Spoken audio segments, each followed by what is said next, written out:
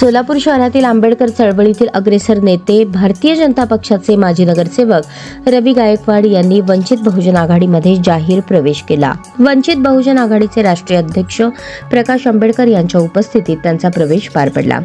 यावेळी सोलापूर जिल्ह्यातील अनेक कार्यकर्ते मोठ्या संख्येने उपस्थित होते। या प्रवेशामुळे सोलापूरमधील आगामी स्थानिक निवडणुकांपूर्वी ही घडामोड राजकीयदृष्ट्या महत्त्वाची ठरणार आहे।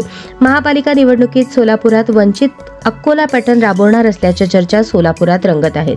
सोलापूर महानगरपालिका निवडणुकीत अकोला पॅटर्न राबवणार असल्याची वंचित बहुजन आघाडीची घोषणा आहे। ओबीसी अल्पसंख्याकांचा रोष या प्रस्थापितांच्या विरोधात असल्याने त्यांना सत्तेच्या प्रवाहात आणण्यासाठी सोलापुरात अकोला पॅटर्न राबवणार असल्याचे वंचितचे नेते आतिश बनसोडे यांनी सांगितले। त्यामुळे रवी गायकवाड यांच्या वंचित प्रवेशामुळे महापालिका निवडणुकीच्या निमित्ताने वंचित बहुजन आघाडी सोलापुरात पुन्हा एकदा ताकदीने सक्रिय झाल्याचे बोलले जात आहे।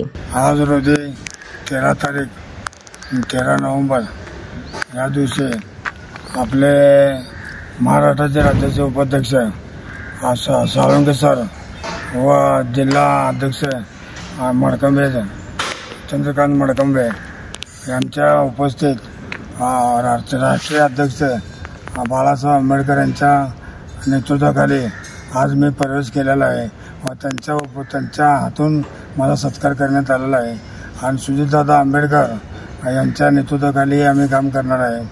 आणि आज मला फार आनंद होतो की मी आंबेडकर चळवळीतला एक नेता आहे आणि आंबेडकर चळवळीतला असताना बाबासाहेबांच्या घराण्याची मी एक निष्ठा राहण्याची मी आज शपथ खातो आणि बाबासाहेबांच्या एक निष्ठेने मी राहून चळवळीला उभारणी देईन आणि सोलापूर शहराच्या येणाऱ्या महापालिकेमध्ये चांगल्या वंचित सेवा सत्ता होणार नाही याची मी खात्री आज तुम्हाला देऊ आणि या उद्देशाने मी वंचितचं काम करणार आहे।